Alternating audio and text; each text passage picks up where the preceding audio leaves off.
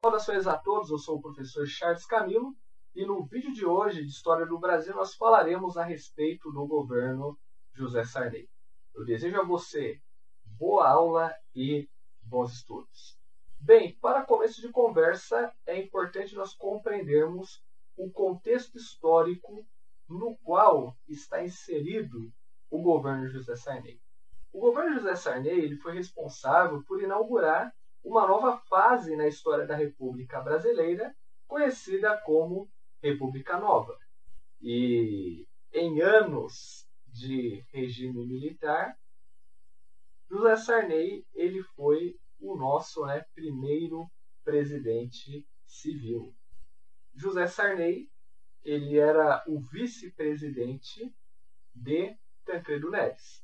Tancredo Neves ele vence as eleições de janeiro de 85, só que, porém, ele falece antes da posse.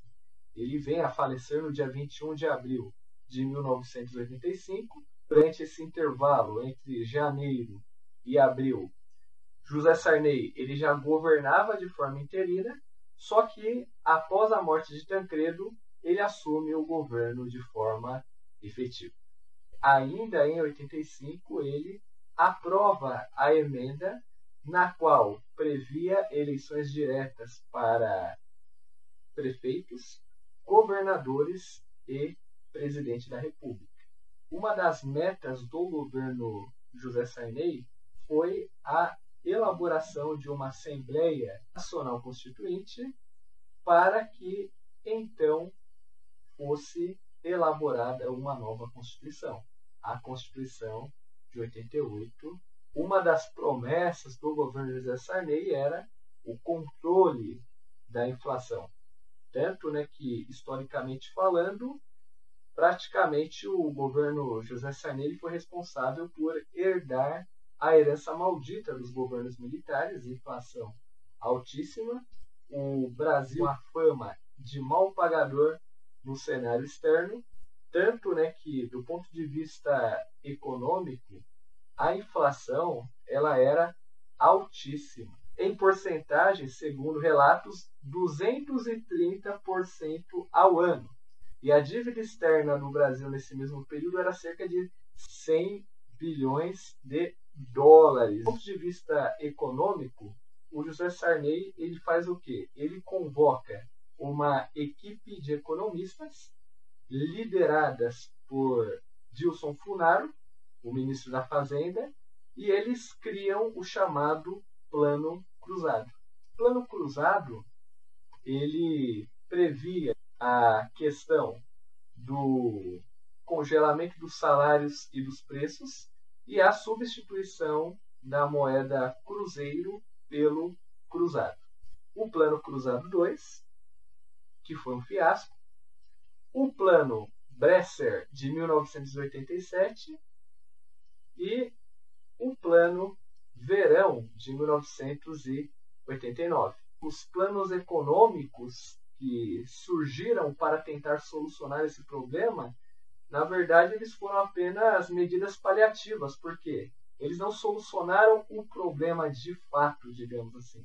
Eles apenas tentaram amenizar os efeitos, só que a longo prazo todos esses planos foram se desgastando e a inflação foi se elevando e o poder de compra do brasileiro foi diminuindo. Durante o governo Sarney, houve uma crise de abastecimento. O governo tinha congelado os preços. Existia uma tabela no qual o comércio deveria seguir. Os comerciantes, como recurso de defesa, acabaram praticando o chamado ágio. Você vai perguntar, professor, mas o que seria esse ágio? Bem, o ágio consistia justamente em esconder a mercadoria, daí logo depois eu vendo essa mercadoria com um custo acima do valor estabelecido pelo governo. Durante o governo Sarney, alguns processos do regime militar referentes a torturas e mortes foram retomados. Só que é importante nós compreendermos que o governo Sarney, no que diz respeito à parte política, ele foi responsável por convocar a Assembleia Constituinte justamente para elaborar uma nova Constituição para o país, para impedir qualquer resquício de militarismo que ainda estivesse presente dentro da vida política do Brasil. Tanto que a Constituição de 88, com aproximadamente 245 artigos, ela é conhecida como Constituição Cidadã.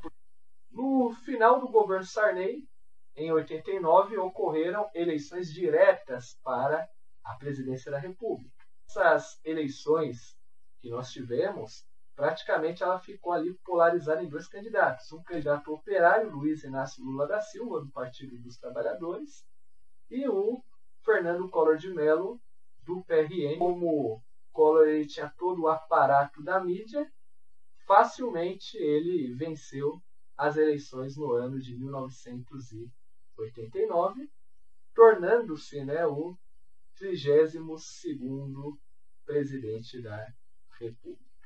Bem, pessoal, por aqui eu encerro essa videoaula. Espero que vocês tenham gostado e até o próximo episódio.